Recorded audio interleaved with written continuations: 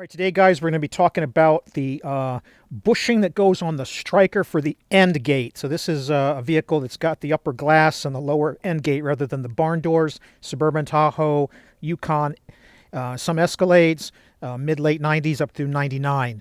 This is supposed to have a bushing in here, and it wears out pretty often. I had this problem for a few years now. I finally tracked down a pair of these replacement parts. They're super hard to find, 159 66612.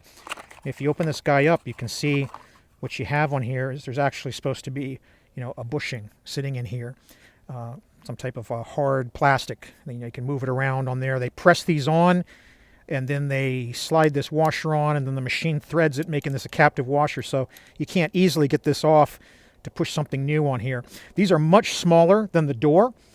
They're a different size and they're unique to these vehicles. This part doesn't fit any other vehicle that GM made, and of course it's now been discontinued for like 10 years.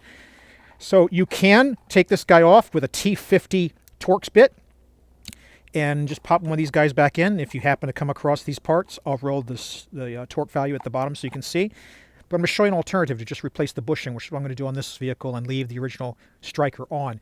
So first let me cut over. I'll show you how you set up to take one of these off. I happen to be at the yard on a 99 Tahoe, same kind of thing. This is a 99 Suburban. And then we'll take a look at one of those I actually took off, and we'll continue on what I'm going to show you how to make a bushing. We're going to remove this striker from this 99 Tahoe. Now, it takes a T50 Torx bit. It's a real pain in the ass to work with these. And then if you look on the other side here on these Suburbans and Tahoes and Yukons, there's no nut. It's a captive nut on the inside, so you can't get to it even if you take the taillight off, so you don't have to worry about that. So let's just take this guy off.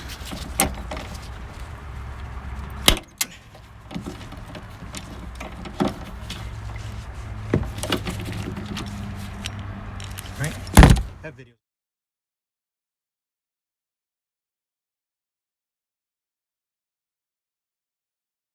All right, guys, I got the right-hand one off, and you can see the threads that are inside here. They're made into this piece. I showed on the 99 Tahoe, it's same on the Suburban, that if you take the tail light piece off, there's no nut that you can actually access. So this just screws right into a captive threading.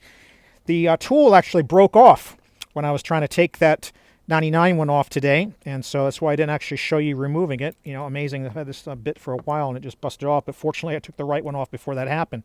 You can see there's still a residual piece of that bushing left on the one that was on this 99.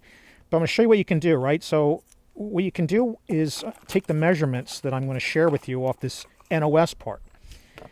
So in inches, this bushing on the outer side is about 5.4, depending on how you squeeze it, 5.41, 5.4, so 0.54 of an inch. And then along the middle here, I'm just going to try to grab the very edge, and you can see it's about 0.6 is what it is, because I'm a little off because this washer's in the way. But it's effectively 0.6. If I squeeze it down, 0.596, I'm probably squeezing into the plastic there. Now that is super small, but it turns out that if you go to Home Depot and you pick up a piece of 3/8 inch PEX pipe, you can pick up for a couple of bucks like a 5 feet of this stuff. And this particular one is from a brand called Apollo. You might also see Sharkbite is another brand.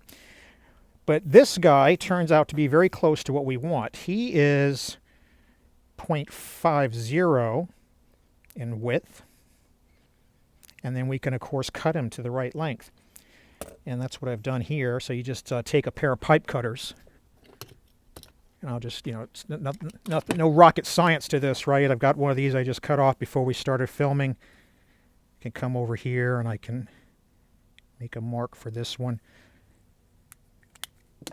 and I just got a pair of PVC pipe cutters. It works just as fine on this PEX pipe as well. This is a particular one, is like a ratcheting one, so it's a little bit easier to keep it straight.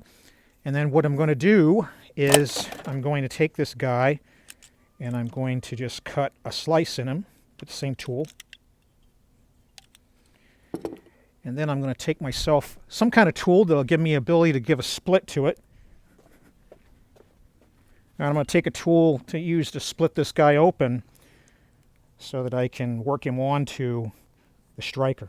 And you can do this on or off the vehicle. I just have this one on my hand, so I figured it's a little bit easier to show. It's a really tight fit to get this on here, but that's actually a good thing because after we get it going, we want it to hold on really tight. All right.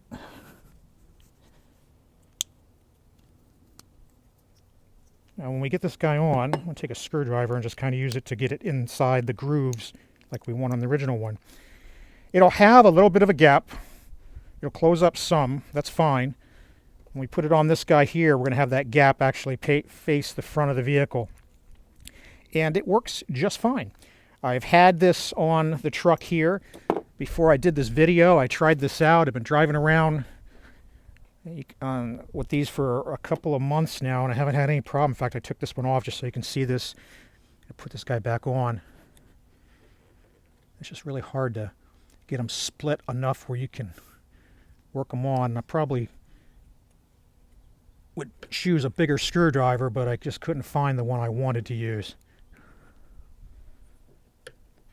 But as long as you can get them split big enough to get on there, and then you put that piece in the back, they work great, man. They are as close as you're going to get to the original bushing that comes on the Zen OS part. And again, I hope by providing you the sizes and suggested material, I went through a couple of different things. I found some other 3/8" type piping at Home Depot. The clear stuff is just too soft. So the PEX is tried and true with some of the other videos you might have seen where people are using larger PEX pipe to work on a similar problem on older trucks for the door, the side door strikers. But this smaller 3/8 pipe works fine for these end gate ones as well. Again, if you do train this off, remember that this alignment washer might be present on your vehicle. It doesn't come with the new part. You'll transfer it over if you're actually going to stick this on here. Again, these are for more newer vehicles. There's an older part number, probably even harder to find for the older end gates. I'll put that part number in the video description at the bottom as well.